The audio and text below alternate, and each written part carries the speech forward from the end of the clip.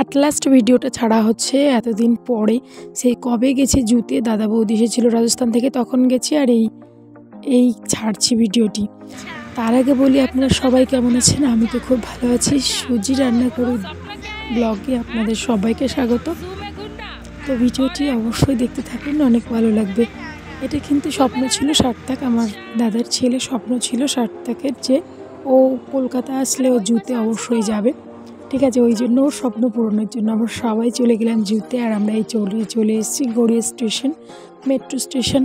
সত্যি কথা বলতে এখানে কিন্তু দিদি বৌদি দাদা হয়তো চড়েছে, কিন্তু দিদি বৌদি আর আমার দাদার ছেলে ওরা কিন্তু কেউ মেট্রো চড়েনি। আর আমাদের ছোটো কেউ কিন্তু মেট্রো চড়েনি, এই ফার্স্ট টাইম মেট্রো এক্সপিরিয়েন্স করছে। আর এত মজা করছে, প্রথমটাই মেট্রোতে উঠবে ওরা, ওই জন্য দৌড়ে উঠে পড়লো। একদম ফাঁকা ফার্স্ট স্টেশন থেকে আমরা উঠছি, ঠিক আছে।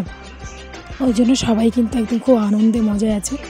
এখানে কে কোথায় বসবে, লেডিস জেন্টস দেখে শুনে যে যার জায়গা নিয়ে বসে পড়লো। মজার একটা ঘটনা ঘটেছিল, সেই ঘটনাটা অবশ্যই পরে শেয়ার করছি। আগে তো দেখাই যাক কে কতটা মজা নিচ্ছে বা এক্সপিরিয়েন্স হচ্ছে, ঠিক আছে। কে কোথায় বসবে, প্রথমবার মেট্রোতে উঠে সবাই তো খুব মজাই পাচ্ছে। এই যে বৌদি আমলকি খাচ্ছিল। আর এখানে এই যে আমরা মেট্রো থেকে নেমে গেছি, আর নেমে তো হাসি আর হাসি, হেসে আর পারি না, সবাই মিলে হাসি শুরু করে দিয়েছি। কারণ তো একটাই, বৌদি কিন্তু মেট্রোর মিডিলে বা দরজায় কিন্তু আটকে গিয়েছিল, ঠিক আছে। দোষটা ছিল আমার, কিন্তু কিছু করার নেই। ওই জন্য এত হাসি, এত বকবক, এত কথা, সবাই মিলে হাসতে হাসতে পেট ব্যথা। সবাই তো আলাদা আলাদা হয়ে গেছিলাম, কিন্তু আবার পরে একসঙ্গে হয়ে গেছি। তারপর যাই হোক, সেখান থেকে আমরা কিন্তু মাঝখানে টিফিন করে নিলাম।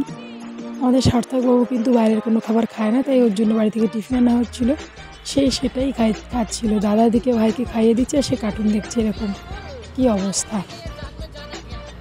তারপরে এখান থেকে মিডিল থেকে টিফিন করে ওখান থেকে আমরা টোটোতে উঠে একদম সোজা আলিপুর জু পৌঁছে যাচ্ছি। মজাই মজা, সার্থকবাবু আর ছোটুবাবুর দুজনের মজাই মজা। একদম বলতে বলতে কিন্তু আমরা পৌঁছে গেছি একদম কাছে, চিড়িয়াখানার খুব কাছে কিন্তু পৌঁছে গেছি। এই যে এসেও পড়েছি আমরা আলিপুর জুতে। প্রথমবার, ফার্স্ট টাইম বলতে আমারও কিন্তু প্রথমবার আলিপুর জুতে যাওয়া। এত বছর কলকাতা থেকেও কিন্তু আলিপুর জু কখনো ঘোরা হয়নি, টাইমিং প্রবলেমের জন্য। যখন সময় থাকে তখন মানি প্রবলেম, আর যখন মানি থাকে তখন সময়ের প্রবলেম। এটাই তো যুগের নিয়ম আর কি। তারপর সবাই নেমে গেলাম। নেমে কিছু কেনাকাটা ছিল, সেগুলো কিন্তু এখানে এত দাম যে মানে বাইরে থেকে অনেকটাই বেশি আছে। তো আমরা সবাই মিলে ভেতরে ঢুকে গেলাম, আর জামাইবাবু কিছু একটা কিনতে যাচ্ছিল। এই যে এখানে টিকিট কাটছে,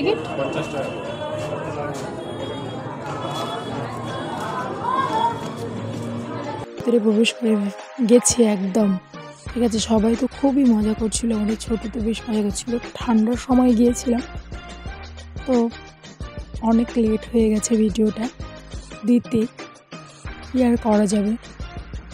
তারপরে আমরা একে একে সব জায়গায় ঘুরলাম, সব কিছু দেখলাম, যে কটা ছিল আর কি, পশু সাপ যা কিছু ছিল মোটামুটি দেখেছি সারাদিনে যতটা যা দেখা যায়। কারণ একদিনের মধ্যে চিড়িয়াখানাটা ঘুরে বাড়ি ফেরাটা অসম্ভব হয়ে পড়ে, কারণ বাড়িটা অনেক দূরে আলিপুর জু থেকে। এই জন্য এখানে পাখি, এখানে কুমির, এতগুলো সবাই তো দেখে খুব মজাই নিচ্ছে। আর আমি একটু এদিকে ভিডিও করছি।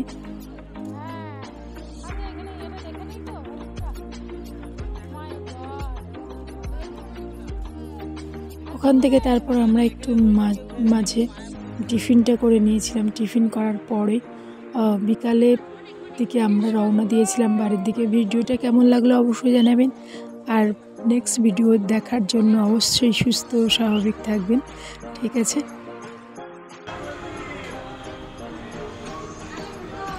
ভিডিও করে নিয়েছিলাম, দেখা হচ্ছে পরের ভিডিওতে। আপাতত আজকে এই পর্যন্ত, টাটা। সেই পর্যন্ত অবশ্যই ভালো থাকবেন, সুস্থ থাকবেন, সাবধানে থাকবেন।